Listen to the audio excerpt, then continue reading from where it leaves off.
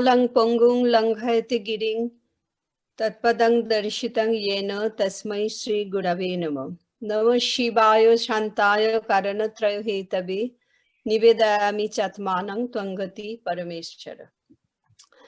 Respected Dr. Sachidananda Joshi, Member Secretary IGNCA, National Mission for Manuscript Director Professor Pratapanand Jha, Director in charge Dr. Sudhir Lal. Actually, as our director Professor Jha is currently on sabbatical leave, and the speaker Dr. Ganesan, the chairperson Dr. Toskhani, Professor Toskhani, and all the scholars, researchers, and listeners who have joined today in this Tattvabodha program.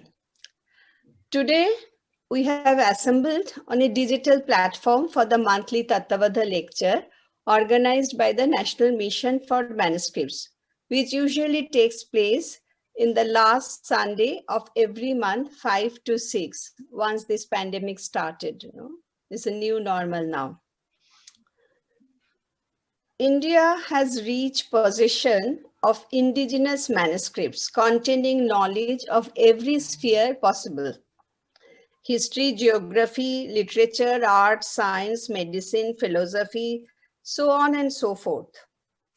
In 2003, Government of India under Ministry of Culture established National Mission for Manuscripts so that our rich wealth of manuscripts do not remain undiscovered, and to bring forth the knowledge content lying in the manuscripts. The main objectives of the establishment of National Mission for Manuscripts are to locate the manuscripts, to document them, to conserve them, to digitize, and to disseminate the knowledge contained therein. And along with mission is working on those objectives so long, and alongside mission carries some public awareness and outreach program through seminars, workshops, and lectures, etc. Tattvabodha lecture is one of such outreach program, and all the lectures are published in Mission's Tattvabodha series. Today's topic is very interesting, that some interesting features of Saivagama, some interesting features. We know Agama means that which has come down to us, and Agama describes cosmology, epistemology, philosophical doctrines, ritual, yoga, mantra, etc., whatever. It has come down. And there are three main branches of Agama text: Shaiva Agama, Vaishnava Agama, and Shakta Agama. And today's speaker and chairperson both are very reputed scholar on Shaiva Agama. I would like to introduce first the speaker, Dr. T. Ganesan. Dr. T. Ganesan worked as Director of Research at the prestigious French Institute Pondicherry since 1985, and now he is a research associate there. He is now working on the projects A Comprehensive History of Shaiva Siddhanta in Tamil Nadu, surveying the contents of the entire gamut of Shaiva Siddhanta literature that spans more than a millennium, as well as on the project Critical Edition of the Saivagamas. He is one of the editors, the Sukshmagama, published by the French Institute of Pondicherry. And he has also published the critical edition of Pushkaragama with two unpublished commentaries of Umapati and Ganaprakashara. And it has been published by National Mission for Manuscript. Two volumes have already come out, and third volume he is working on. Saivagama Sutra with the Laghutika and Shivagra Yogi Siddhanta Prakashika of Sarvatma Shambhu with Tamil and English translations also prepared by him, also published by the Shaiva Bharati Shodha Pratishthan, Varanasi in 2009. Saivagama Sutra with the hitherto unpublished commentary of Nigama Gyana Deshika, published by the Rashtriya Sanskrita Sansthan, New Delhi in 2009. His monograph, Two Shaiva Teachers of the 16th Century, Nigama Gyana 1 and Nigama Gyana 2, was published by the French Institute of Pondicherry. He has attended many seminars and lectures in national and international level concerning Shaivism and Shaiva Siddhanta, and most of the seminar papers have already been published. And Dr. Ganesan has been invited to deliver special lectures on various institutions and universities in India, and including respected university abroad, Université de Paris, Nouvelle Sorbonne, Paris, and at the University of Marburg, Germany. Our chairperson today, Dr. Shashi Shekhar Toskhani. He is a well-known scholar, writer, poet, linguist, literary critic, translator, and thinker. He contributed substantially in the field of Kashmir studies and carried out modern research on various aspects of Kashmiri language, literature, history, culture, sociology, Shaiva philosophy, and aesthetics. He authored many books. Some of the well-known publications are Kashmiri Sahitya Ka Itihas. It's an award-winning history of Kashmiri literature. Lal Ded, the great saint poetess of Kashmir, rites and rituals of Kashmiri Brahmins, etc. He is presently working on many books which are going to be published soon. He has translated a number of works of famous Kashmiri poets, wrote short stories, plays in Hindi and English. He has edited Kashmiri section of the encyclopedic work, Masterpieces of Indian Literature, published by the National Book Trust of India. Needless to say, Dr. Toskhani attended a number of national and international seminars and presented more than 150 research papers pertaining to culture, history, non-dual Shaiva philosophy, art, aesthetics, literature, language, and script. Dr. Toskhani produced films in TV, wrote dance drama, and not only that produced, that presented them in theater. And in every sphere, he has made a mark. His talents are well recognized and he bagged many prestigious awards. At present, he is connected to many well-known organizations and institutions as an editor, as an instructor, as a guide, and as an expert consultant. In one word, Dr. Shashi Shekhar Toskhani, a multifaceted, learned scholar. Now I hand over the session to the chairperson, Dr. Toskhani.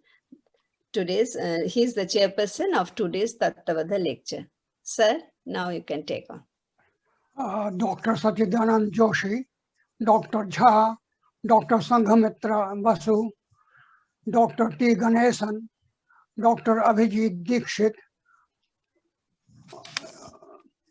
It's a very important occasion today that a neglected field of study, the Saivagamas, are going to be discussed, and a formidable scholar in the field, Dr. T. Ganesan, is going to deliver a lecture on some interesting aspects, some interesting features of the Saivagamas. Saivagamas, as we know, are most important textual sources for both non-dual Shaivism of Kashmir as well as the southern counterpart, the Shaiva Siddhanta. And these texts are considered to be authoritative and revealed scriptures. However, for all their importance and Dr. Paul Eduardo Mueller Ortega has called them exceedingly important. Yet, a large portion, a large part of these important texts is lost today, including many of the Shaivagamas cited by the great Abhinav Gupta in his famous encyclopedic work, Tantra Loka. It's therefore very heartening that scholars like Dr. T. Ganesan and his French Institute of Shaivagamas, I don't exactly remember the name, of Indology, have published a good number of, published and critically edited a good number of Shaivagamic texts. Shaivagamas, as we know, are main sources of knowledge of older phases of Shaivite literature, religious practice, and interrelation between Southern and Kashmir Shaivism. They are also fundamental manuals for liturgies and religious practice. As we know, the subject matter of Shaivagamas is divided into 4 sections. Jnana, or higher knowledge, which eventually leads to liberation. Yoga, or practices and techniques. Kriya, or ritual action regarding place of worship. Charya, or proper mode of behavior in the performance of daily worship and rituals. I find myself in a rather precarious situation that being an adherent of a radically non-dualist branch of the Shaivagamas, Kashmir Shaivism, I have to say something on a branch, another branch, which is equally important, but has many important doctrinal differences with Kashmir Shaivism. There are also, in spite of these doctrinal differences, there are also many similarities between the 2 branches of Shaivagamic literature. I hope Dr. T. Ganesan will, shed a significant light and share his insights into the core aspects of Shaivagamas of the southern branch, and because they are, and especially on their rituals and such other aspects, because the Siddhantic Shaivagama does not offer much space for speculation or philosophical discussion. So I now request Dr. T. Ganesan to enlighten us about the interesting aspects of the Shaivagamas.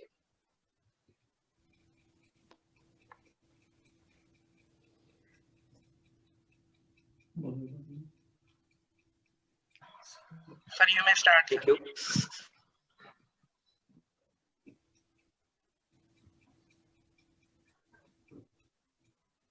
Shivam, Shivakaram, Shantam, Shivatmanam, Shivam, Shivamarga Pranetaram, Pranamami Sadashivam. Respected Chapter,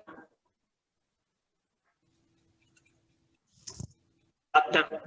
Chidanand Joshi, Member Secretary, IGNCA, Dr. Tattvabodha Jha, and Dr. Sanghamitra Chu, and other scholars and participants. It is a pleasure for me to have been invited to deliver a special lecture, Tattvabodha, by the NMM, of which I was and I am now even now part of it. And I have been given the topic, some special features of the Shaiva Agamas. I am confining myself to the Shaiva Siddhanta Agamas. So, it is, my paper is no way exhaustive one. It is, I am only highlighting some salient and important features which I have prepared as a brief paper. So the introduction, I start reading the paper. When we talk of Saivagama, it generally means that it is a group of fundamental texts that are held to have been initially revealed or given out by Shiva in the form of Shrikantha to various divine beings. They, in their turn, that is, those divine beings, in their turn, taught them to various sages who, in their turn, taught these scriptures to the advanced human beings. So this is how the Agamas have, they come down from Shiva, Shrikantha to us, the ordinary human beings. It is known as Ayatikrama. The commentators such as Ramakantha and Agoshiva, they discuss these topics in their introductory part of their commentaries on some of the Agamas. So that is why they are called Agama. Agatam Shiva Bhaktrat. So they have been all taught by Shiva through the mouth of Shiva. That is why they are called Agama. When it finally came to human beings, these enormous body of scriptures, these corpus of Agama, were reduced in size so as to be comprehensible by humans of limited intelligence. As these scriptures have come down from Shiva, they are generally termed Agama. Now, these texts are available now contain a detailed and thorough ritual scheme for achieving the highest spiritual end, as worldly enjoyments, bhoga. So Agamas equally important to bhoga and moksha. Of course, moksha is the final supreme end, Purushartha. In order to perform the religious rites, the Agama have formulated philosophical doctrines that serve as the base for all rituals. Conversely, elaborate religious rites prescribed in the Saivagamas serve as the concrete manifestation of philosophical doctrines and concepts. Further, they also have a detailed scheme of mantras.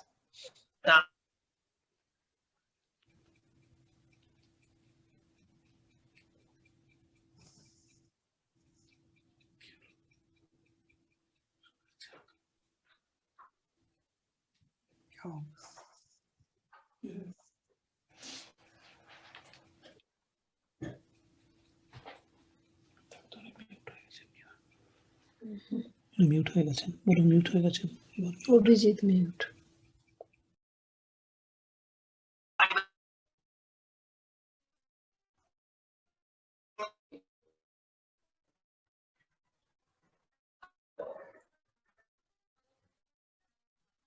Am I audible?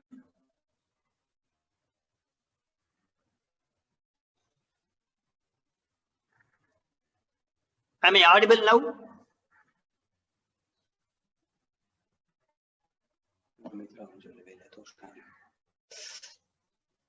Hello? Yes, sir, you are audible, sir. Audible, okay. So this didn't get any response because suddenly there was some confusion in the system. Okay. Shall we continue? Sir, please, sir.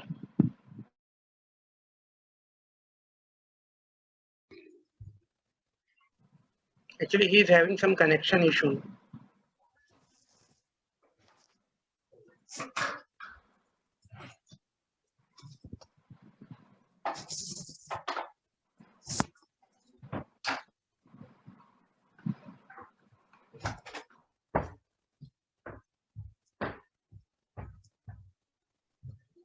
Yes, sir. Please continue, sir. Yes, sir. Continue. Because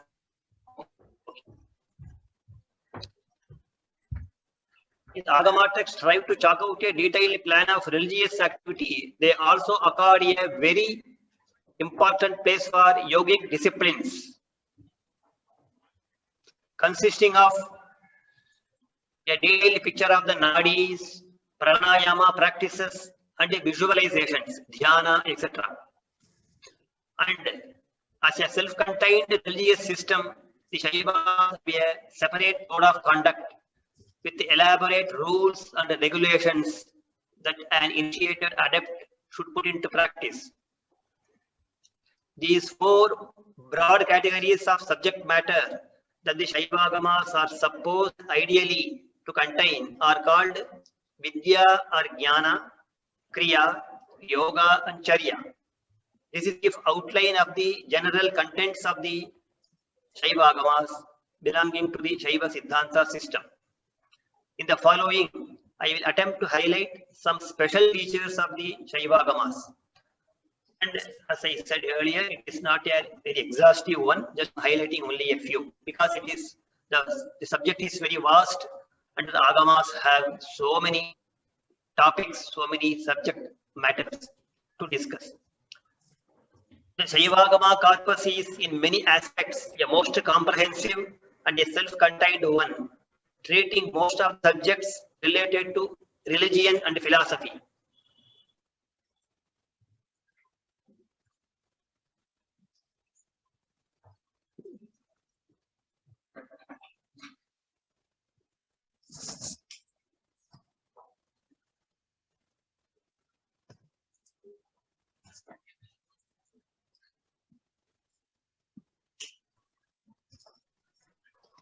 Please continue, sir.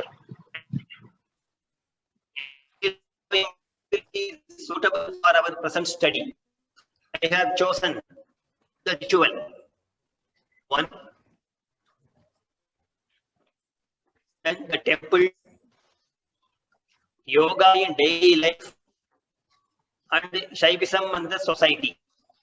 These mostly are confined to these four major themes, where we find some special features, special contributions from the Shaiva Agamas. Ritual. We mainly talk about the daily worship, puja, both personal, known as Atmartha Puja, and the public one performed in the temples, known as Parartha Puja. In this domain, the Saivagamas' contribution is immense and almost unparalleled.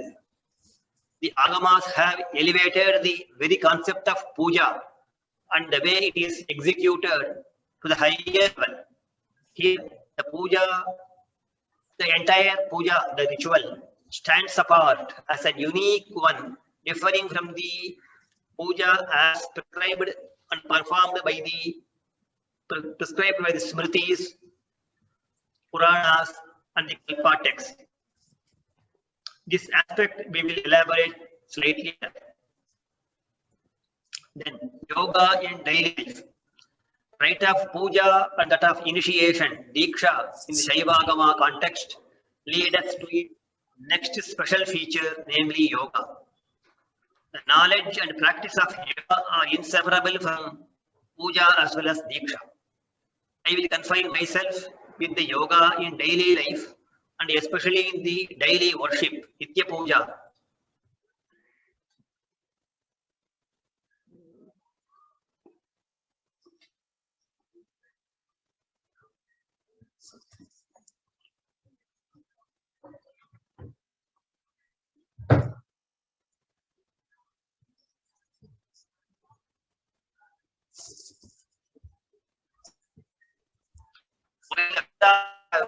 For most three varnas, trivarnikas, for all aspects of life, religious and spiritual. The Agamas serve all persons, including Shaivism brought into its fold persons born in all the Varnas. Saivagamas, while strictly adhering to the Vedic Varnashrama system, extended their influence on women and the low-born. The earliest Shaiva Acharyas, such as Brihaspati, Satyajyoti, were committed to the Varna system, and they advocated that it should be followed by all Shaivas. They cite the authoritative statement, Api Varnashramacharan Mapi na Langhayet. Then, by the process of Diksha, which has various grades, all persons were brought into the Shaiva fold. The Chintyagama boldly states that Jati Bheda na Vidyante Sarva Manusham Dikshayet. According to the Kamikagama, while the Vedic sacraments, samskaras, are only for persons of the first three Varnas, the Shaiva sacraments and the Diksha are done for those of the fourth Varna, those born in the Anuvarna, and for women. In this way also, the Shaivagamas play a crucial role in the society for the spiritual upliftment of all the categories of people, including women. In the medieval period, Shrikantha, who was the first to write a commentary on the Brahma Sutras from the Shaiva standpoint, and who was the first to bring in some of the basic notions of the Shaivagamas in tune with the accepted Vedantic thoughts, states clearly that Vayam Veda Shivagamayor Bhedam Yamaha Vedopi Shivagamayeva. Just as the Vedas were given out by Shiva, so also the Amas were spoken by Shiva.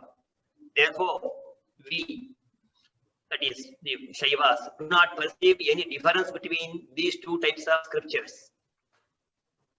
In fact, the Sutta Samhita, which is part of the Skanda Purana, puts as follows: Vedo Anadihi Shivastasya Vyanjakaha Paramarthataha Abhivyaktim Apekshayaiva Pranite Tyuchyate Budhaihi.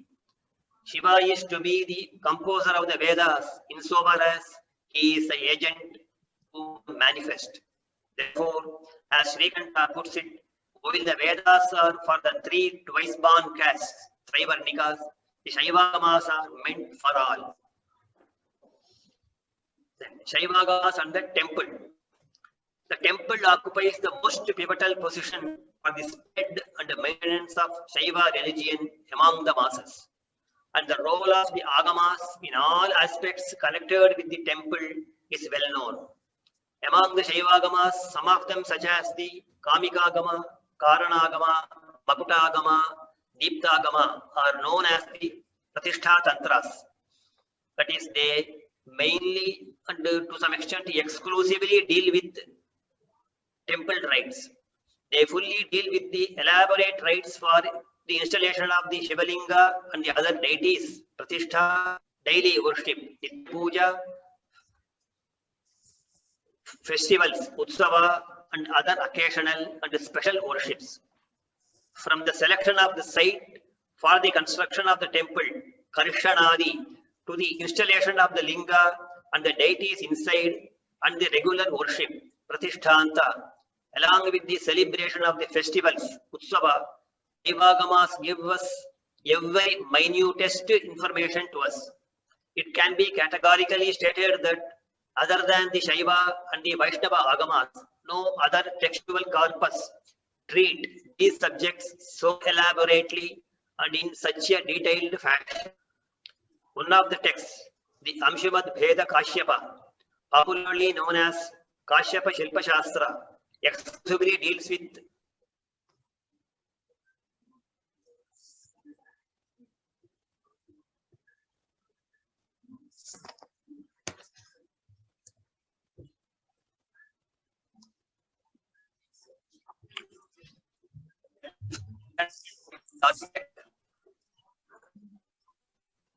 now coming to the temple, Agama and the temple. Under that topic, I briefly speak about interesting details here. A chapter called Archananga Vidhi found in Suprabhedagama, Karanagama, Kamikagama, deals with the basic details about the time of worship, different types of worship, the rites to be done at different periods of the day, the size and shapes of various utensils used in the worship, as well as the measures of various ingredients to be used and offered to Shiva in the course of worship. The flowers offered to Shiva are classified into Sattvika, Rajasa, and many more such details. The various offerings, Upachara to Shiva, during the daily worship are enumerated and classified in another chapter known as Upachara Vidhi. Basically, offering is for the welfare of the performer, the Acharya, as well as for others, especially the common public and the donors. It brings forth prosperity, liberation, longevity, and progeny, putra, pautra, vardhana. So any ritual, puja or etc. performed in the temple is for the welfare of the large public. So even commencing any ritual, they all do the sankalpa, where the prosperity for the common public is from the through the right from Shiva. So in all these 10 offerings, seat, asana, invoking, avahana, water for the feet, padya, water for sitting, achamana, arghya, bath, snana, cloth, vastra, sandal paste, gandha, flower, pushpa, and a food offering, naivedya, are considered to be the basic. Then we have a chapter dealing with the temple festival, which is generally very elaborate, giving instructions regarding almost all aspects.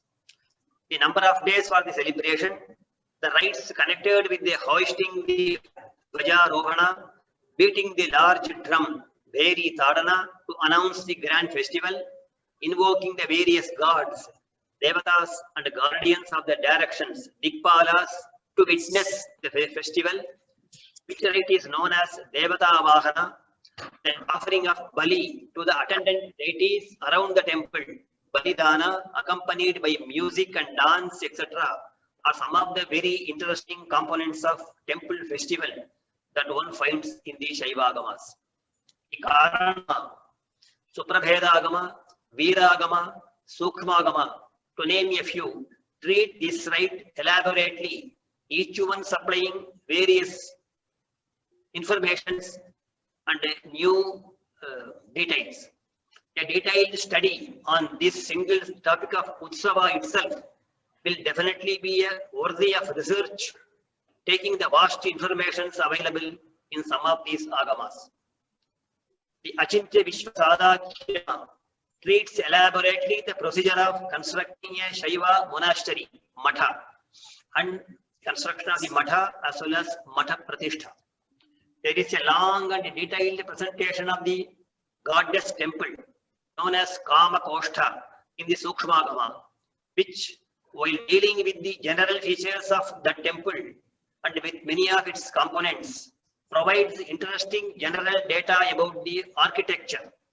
Besides that, some specific buildings, for example, the temple kitchen, Paka, Matha, provisional temple, Balalaya, as well as other buildings, both temporary and permanent, specific to different ceremonies, are also briefly described.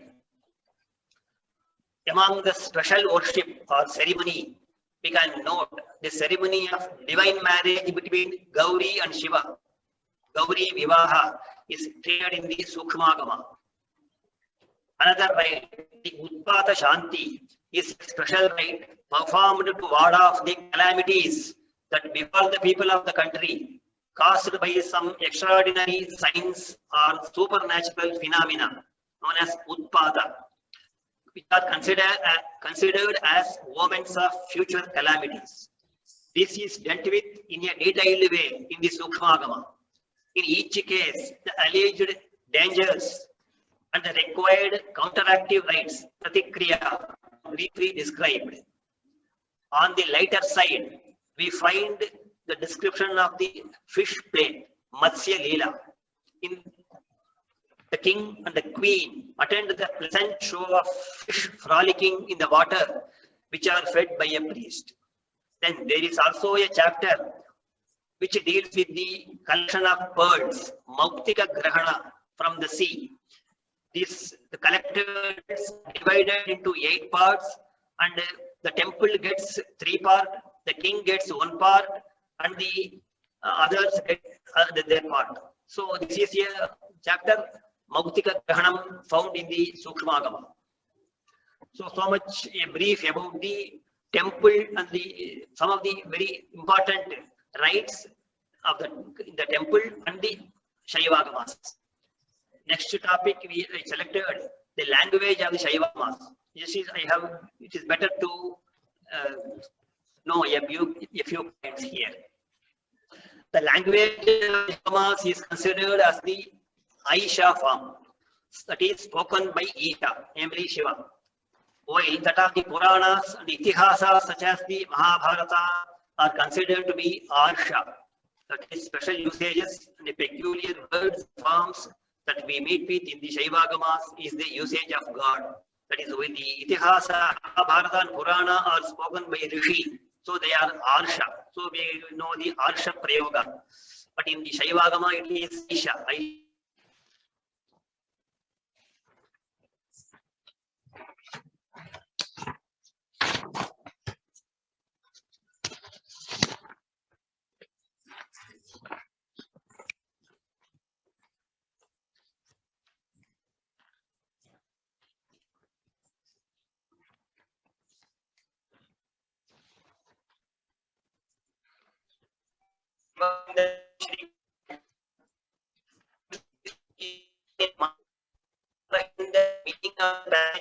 As well as special usages.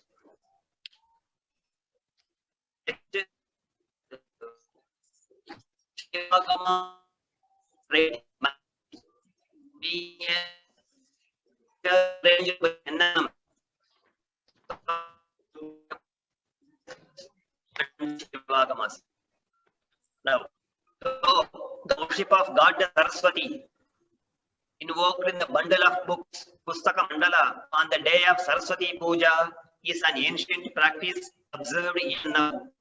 Daily worship of the scriptures is not enjoined either in the Vedas nor in the Smriti text. But such an injunction is found only in the Shaivagamas.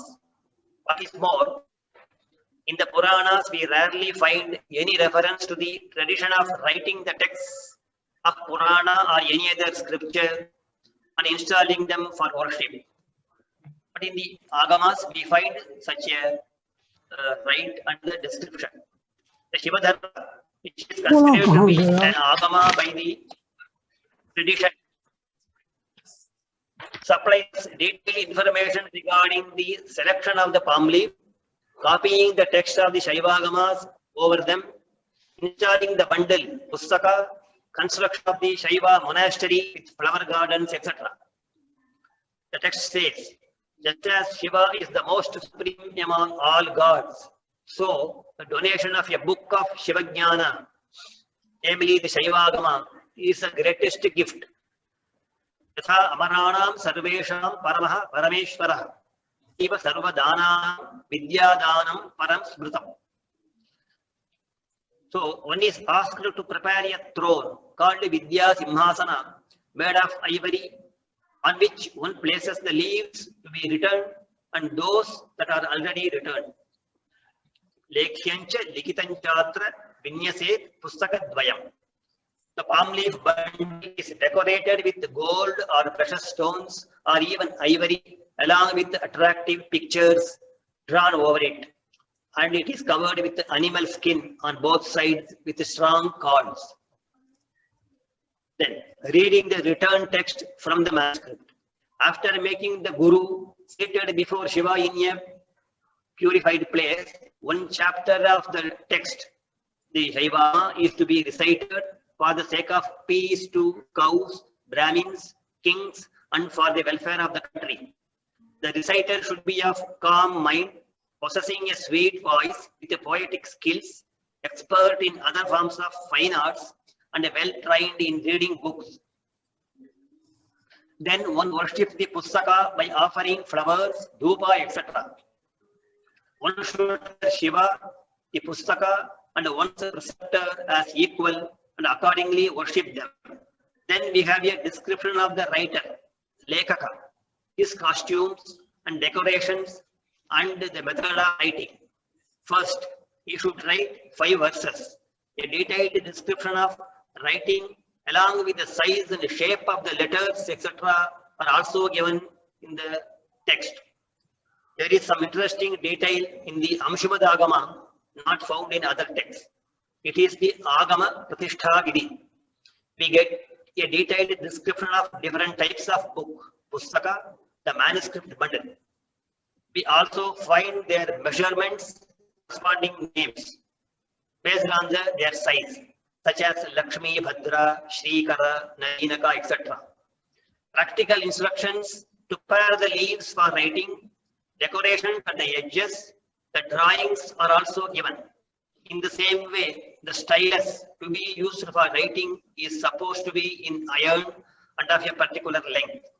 Then the rites concerning the installation of the Pustaka, where the Agama has been written, are described. Another Saivagama, namely the Viragama, devotes many verses the subject of writing the Agama on palm leaves, worshipping them and installing them for daily worship. It's the length and breadth of the manuscript. The maximum length of the manuscript should be 24 angulas, and one can have manuscripts of the length of 15, 16, 21 or 22 angulas also. Then we have a brief instruction about writing. One is advised to write with ink, mashi, or with colors. Should write 6 or 5 lines on each side of the folio. The Viragama also gives the option of writing 7 or 8 or 9 lines. Interestingly, we are advised to have 2 sideboards on both sides, whose length is the same as that of the Pustakam. Dvau Parshva Kampa Samyuktau Pustakatva Ayamat Samam. The writing pen, Lekhani, can be of gold. Now, during the 3 days festival, when the Pustaka is taken in procession around the city and installed on the special Vimana, Shiva temple, there is festivity of different types in the town. The trees are not to be felled. All types of cruelty to animals, etc. should be eschewed. The criminals detained in the prison are to be released. And in the Shiva temple, there should be artificial light produced from some contrivance resembling the moon. Akala Kaumudi. So such details are given, festival details. Now, Skanda, who expounds the Shiva Dharmottara Agama to sage Agastya, states initially that now much for the regarding the Agama and the manuscript. Now coming back to the Agama and the some personal qualities and service attitude toward the society. So now Skanda, who expounds the Shiva Dharmottara to sage Agastya, states initially that it is flinching faith and devotion, Shraddha, that is the basic foundation of all religious activities. It is the only means by which one attains everything, and it is more valuable than one's life.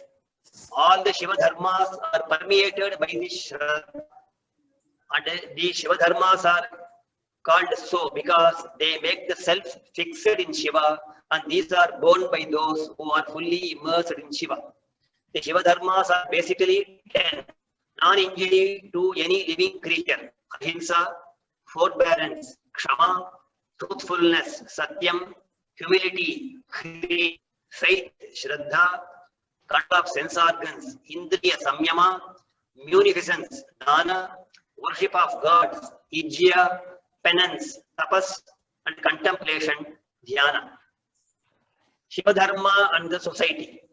According to the Shiva Dharma, a king who prohibits cruelty to all animals in his kingdom is said to enjoy definitely all pleasures and happiness along with his subjects and thereby makes his kingdom verily a Shivaloka.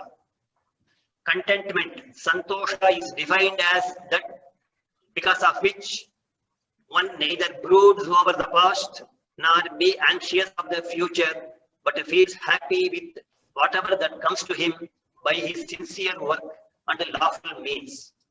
The joy that such a person experiences cannot even be dreamt of by ordinary men. There are certain basic virtues that a person truly devoted to Shiva and the scriptures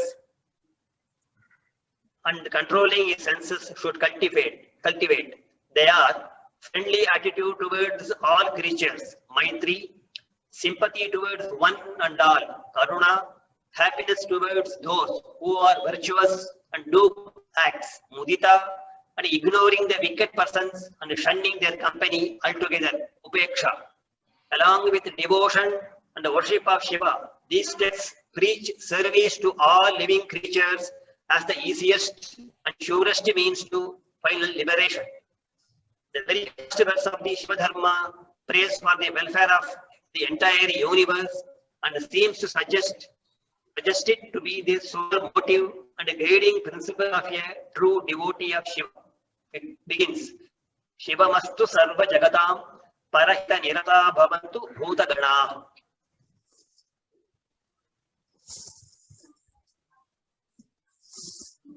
Okay, then I will similarly the Vayaviya Samhita, which again is considered to be a Agama. We come across great utterances on the importance of serving all beings without causing any injury through mind, speech, and action. Now, then I will briefly shift to place of yoga in Shaiva ritual system. In the Shaiva system, yoga plays a very fundamental role in many basic rituals such as the initiation, Diksha, the daily worship of Shiva, and the installation of Shivalinga in the temple. Some of the Agamas contain many details in their Yogapada. The section on yoga contain details about Shaiva yoga. So I am not going to very detail into them. The Matanga Parameshwara Agama, Sartha Trishati Kalotara Agama, and Kiran Agama they contain many details. They say along apart from the asana and pranayama and other practices, they have certain higher concepts of yoga and practice. Now, I will go to yoga daily special features of the Agamic religion.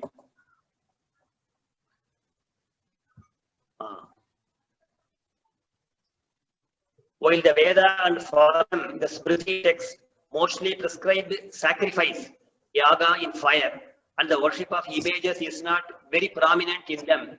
The Saivagamas as a class have a different type of worship. Even here, the basic conception of worship and its attendant rites have a different purpose and connotation from those prescribed in the Smriti and the Puranas. In the Agamas, more than anything else, visualization, intense devotion are the foundations on which the entire ritual scheme is developed. Every rite has three components: the physical act, karma, the mantra uttered, vachika, and the corresponding mental visualization, manasa. Such a wonderful synthesis of all these three is unique to the Shaivagamas. We can definitely feel a clear difference between the Agamic mode of puja and the Smriti Puranic one.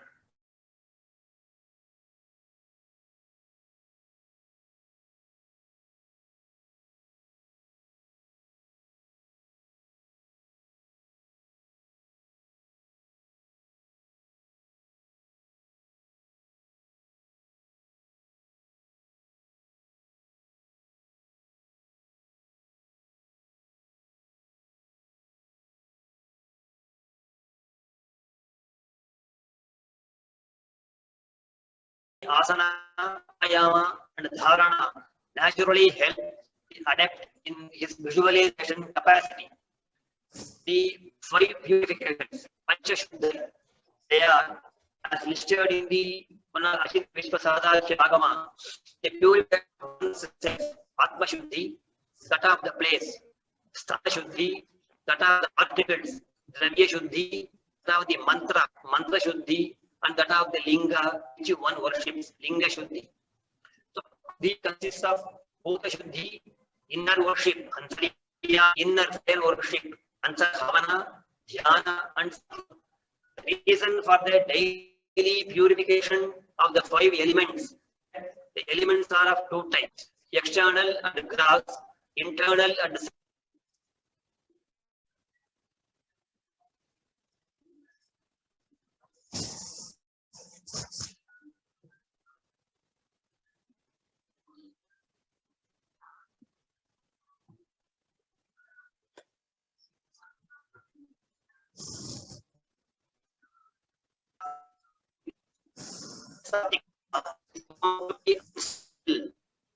you continuous purification doing Bhuta Shuddhi. Material body is made of mantra, mantramaya. The power of Shiva is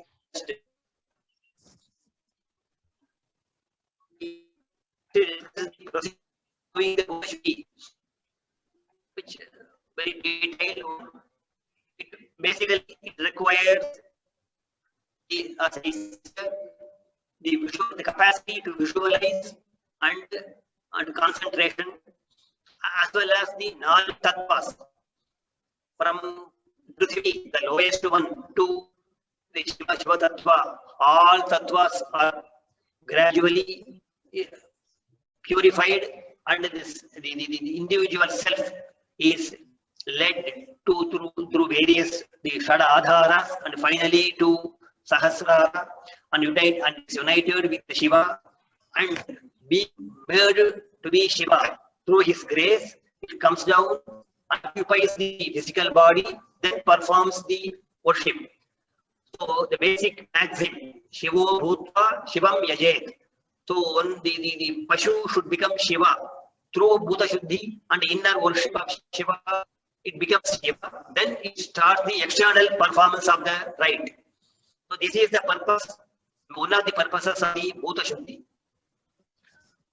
So the Anganyasa and all these are explained, and the Sushumna Nadi and the Kundalini Shakti also, all these are discussed and described. And the Ayama, Purka, Bhaka, Rechaka, and visualization along with that, all the reciting the mantras are described in the Bhuta Shuddhi rite, so which I am not presenting here. So this is just to show that how the yoga is so important, such an important role in the daily worship, and this is the same is done. Same yogic is practiced and performed in the rite of Diksha, which is again a elaborate one, in which is again of different grades. The Tattvabodha Diksha, which is called Nirvana Diksha, is the highest one, where all these are again performed both externally and internally by the Acharya.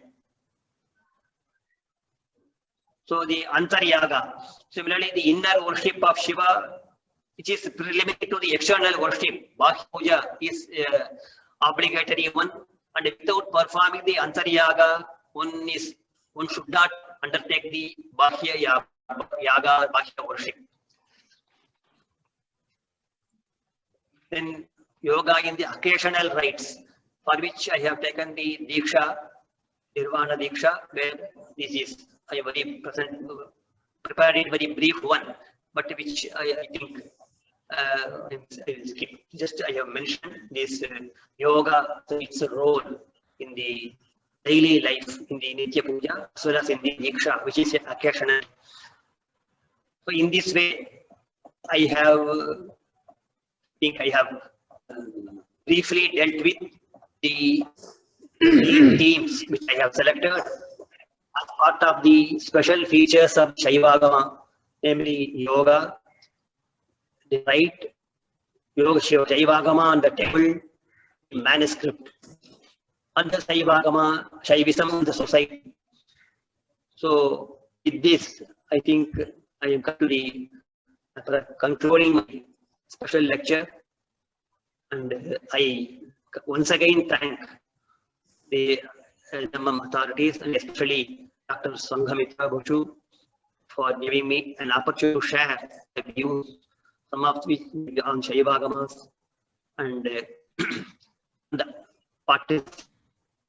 And I think it was comprehensible. My presentation was interesting to some extent. I am once again thank you one and all. Shiva Mastu, Sarva Jagatam. Thank you.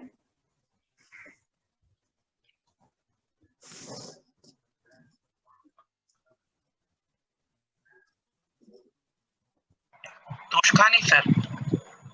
Ma'am, you are muted.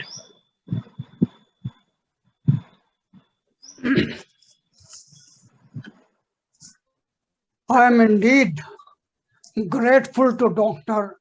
T. Ganesan for making a very powerful and at the same time succinct presentation on a subject which has many aspects and many implications for our religious life. Saivagamas have not been only a very powerful and important current of Indian religiosity, they have also impacted deeply the social life of a large number of people of this vast subcontinent and continue to have an important bearing on their even day-to-day life. I am thankful to him for sharing his deep and profound insight and his vast knowledge on some interesting features of the Saivagamas. I think whatever he said was more interesting in many ways than one can think of. Today, as we know,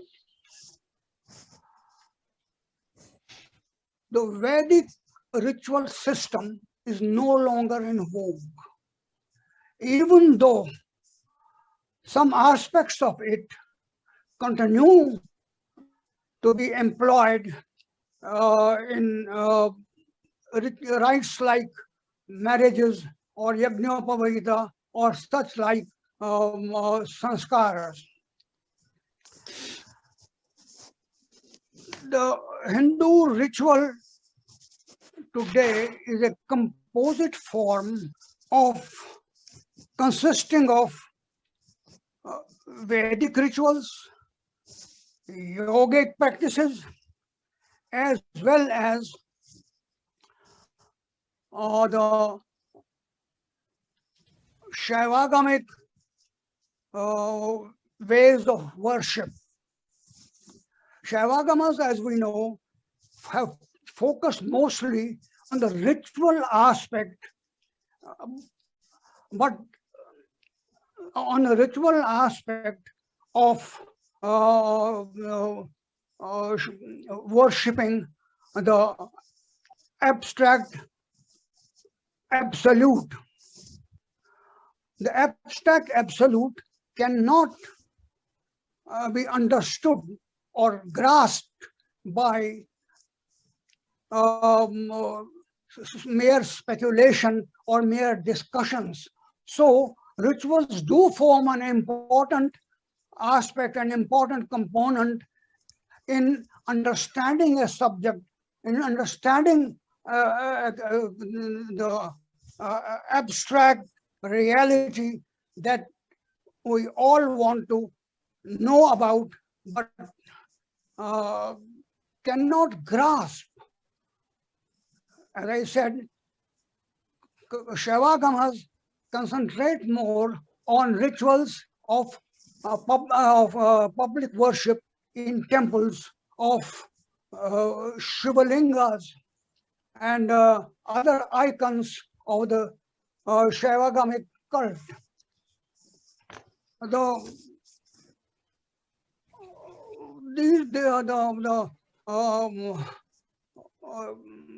abstract reality cannot be grasped without the help of having recourse to worshipping the vigrahas. For the very word vigraha means that which can be grasped. Anyhow, the temple worship on which Shaivagamas are focused on cannot be exactly described as congregational worship, for though they are public rituals and are performed publicly, it is the individual sadhak whose approach to spiritual, to attaining spiritual goal is of more importance. So there are many things in the agamas which should form an important component of the religious life of a whole, an entire body of people from Kashmir to Kanyakumari. And even though there are doctrinal differences of considerable importance between the Vedic way of life, between the Vedic rituals, between the Vedic way of worship and Shaivagamas, there are also some very important and equally very important aspects, which very important similarities in the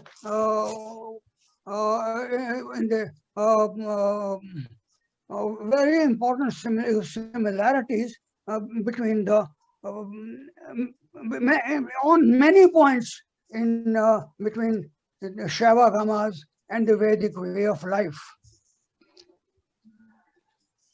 Let's take the case of how Shaivagams and their practices form an integral part of life, not only in South India, but other parts of the country also, and can be understood that almost everywhere, wherever worship is conducted, focus is on certain processes like Bhuta Shuddhi, where yoga is harnessed to the practices of Shaivagamas. Sitting in the Padmasana, the sadhaka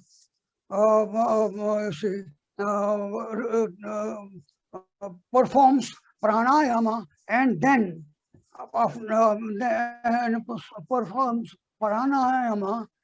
then proceeds to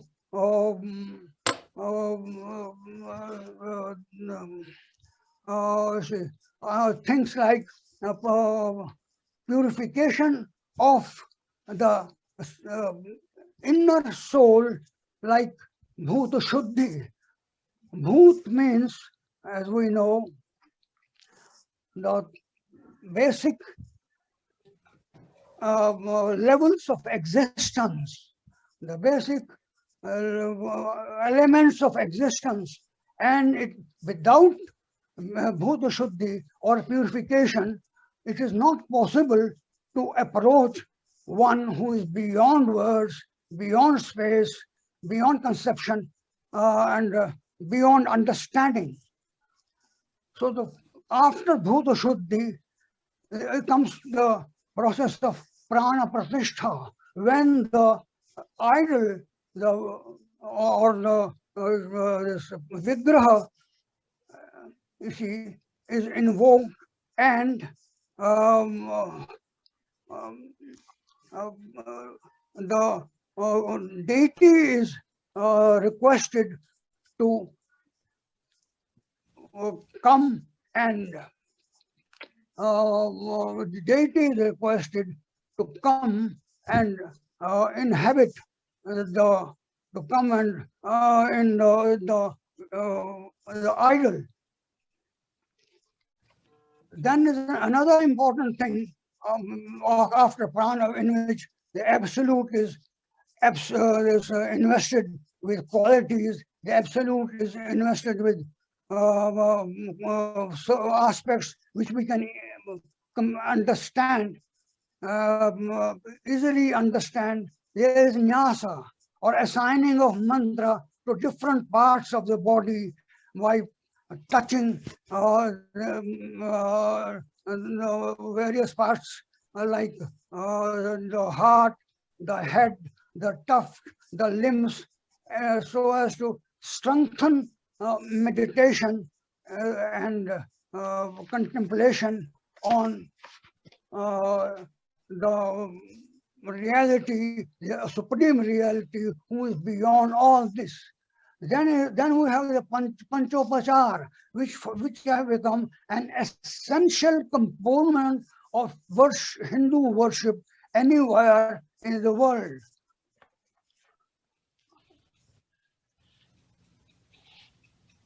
And then, so these are some of the things which the Saivagamas have contributed to the religious way of life in the of the country. In the early years of the first millennium, when Saivagamas were still in the oral form, and later on began to be committed to writing, the agamic view of life changed the entire paradigm of religiosity in medieval India.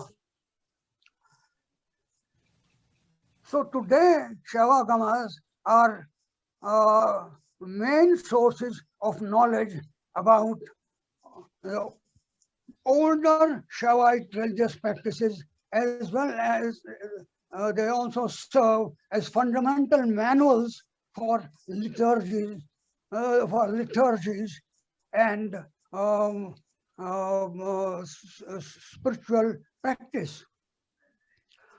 I don't think I have much to add to what add much to what he has said so succinctly and so powerfully, but I only have to say that without the concepts, the core concepts of Saivagamas and the basic which feed their